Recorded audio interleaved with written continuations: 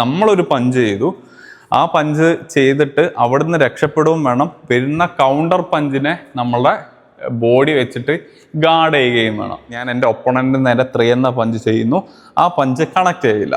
ആ സമയത്ത് നമ്മുടെ ഒപ്പണൻറ്റിന് എന്ത് ചെയ്യാം, തിരിച്ചെനിക്ക് കൗണ്ടർ 3 എന്ന പഞ്ച് ചെയ്യാം. അതിനെ ഞാൻ എങ്ങനെ ഡിഫെൻഡ് ചെയ്യുന്നു, അല്ലെങ്കിൽ അതിൽ നിന്ന് ഞാൻ എങ്ങനെ രക്ഷപ്പെടുന്നു?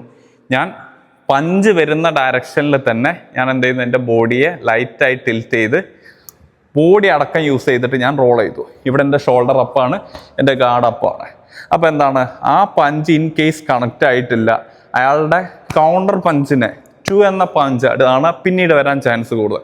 അതിനെ എനിക്കിവിടെ ഗാർഡ് ചെയ്ത് പ്രൊട്ടക്റ്റ് ചെയ്യാം. പ്ലസ് എനിക്ക് സഡൻ ആയിട്ട് എന്ത് ചെയ്യാം, അയാളുടെ പഞ്ചിനെ കൗണ്ടർ ചെയ്തിട്ട് 2 എന്ന പഞ്ച് ചെയ്യാം. അപ്പോൾ ഇവിടെ എന്താണ്, ഞാൻ എൻ്റെ ബോഡി റോളിംഗ് ആണ് യൂസ് ചെയ്തിരിക്കുന്നത്. ഹെഡ് മാത്രമല്ല, എൻ്റെ വേസ്റ്റ് ലൈനിൻ്റെ മുകളിലേക്ക് ഞാൻ കംപ്ലീറ്റ്ലി എന്ത് ചെയ്തു, ബോഡി മൂവ്മെൻറ്റ് യൂസ് ചെയ്തു.